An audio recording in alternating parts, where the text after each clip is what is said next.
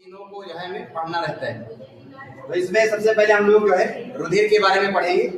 सबसे पहले हम लोग रुधिर को जानेंगे कि रुधिर है क्या, रुधिर का परिचय जानेंगे। उसके बाद रुधिर के कौन कौन से घटक होते हैं, उन घटकों को जो है हम लोग पढ़ेंगे। उसके बाद फिर जो है रुधिर वर्ग और रुधिर कणिकाएं, इनके बारे में हम लोग जो है जानेंगे कि क्या क्या जो है कणिकाएं होती हैं रुधिर में। सबसे पहले हम लोग रुधिर जाने कि रुधिर है क्या। जैसा कि हम लोग जानते हैं कि रुधिर एक तरल संयोजी ऊतक है। जैसे आपने पढ़ा हुआ कि कौन कौन से हमारे संयोजी ऊतक होते हैं, जैसे आपकी अस्थियां हैं, उपास्थियां हैं, टेंडन है, लिगामेंट है, रुधिर है, लसिका है। ये सब हमारे जो होते हैं, ये सब हमारे कनेक्टिव टिश्यू होते हैं, संयोजी ऊतक होते हैं। इनमें से रुधिर और लसिका तो आपके ऐसे जो है कनेक्टिव टिश्यू हैं जो आपके तरल दशा में पाए जाते हैं। तो हम लोग जो है इसमें रुधिर को जानेंगे कि जो है रुधिर किस प्रकार का ऊतक है। रुधिर एक देखिए, रुधिर एक तरल संयोजी ऊतक है। रुधिर एक आपका जो है तरल संयोजी ऊतक है। और ये देखा होगा कि इसको हम लोग संयोजी ऊतक क्यों कहते हैं, इसको हम लोग संयोजी ऊतक क्यों कहते हैं, क्यों इसको कनेक्टिव टिश्यू कहते हैं। क्योंकि देखा होगा कि जैसे आपका लीवर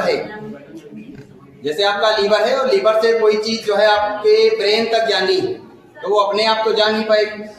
उसको जो है लीवर से ब्रेन तक ले जाने का काम कौन करेगा, रुधिर करेगा।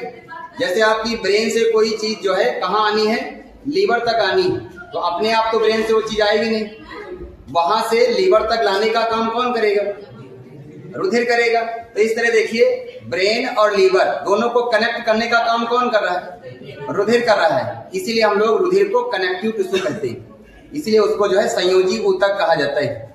रुधिर एक क्या है, रुधिर एक आपका तरल संयोजी ऊतक है। और ये देखिए पूरे शरीर को आपस में जोड़ता है। रुधिर क्या करता है, देखा होगा पूरे शरीर में आपका सर्कुलेट होता है, बहता है नहीं बहता है।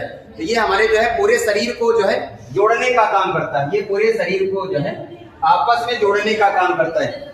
इसके अलावा आपने देखा होगा कि जितने भी आपके पोषक तत्व हैं, आपके एंजाइम्स हैं, ठीक है, हार्मोन्स हैं, इन सबको एक जगह से दूसरी जगह ले जाने का काम या पहुंचाने का काम कौन करता है, आपका रुधिर करता है। रुधिर क्या करता है, देखिए ये पूरे शरीर में तत्वों, गैसों, CO2, हार्मोन और अपशिष्ट जो पदार्थ हैं उनका ये परिवहन करता है।